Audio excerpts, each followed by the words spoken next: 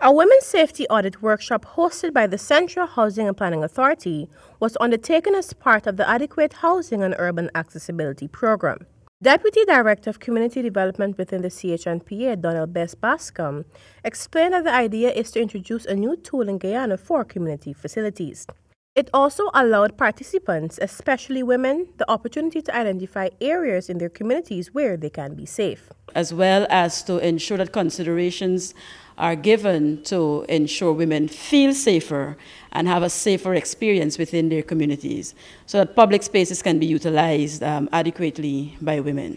Several government agencies took part in the workshop, and the Deputy Director of Community Development believes that it is necessary since women's safety should be exposed to a multi-sectoral approach.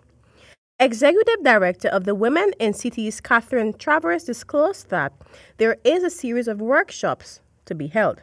She said that it is important that the right stakeholders are a part of the workshop since recommendations can be implemented. We're valuing the everyday lived experiences that women and girls have in their own neighborhoods. So for example, I know in my neighborhood why I choose to walk one way and not another.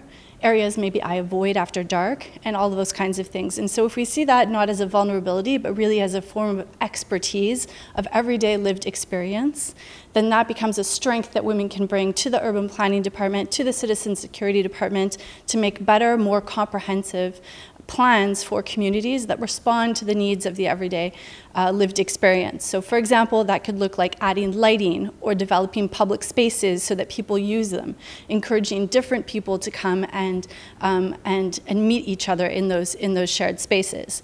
Reporting for HGP Nightly News, I am Yanis Abrams.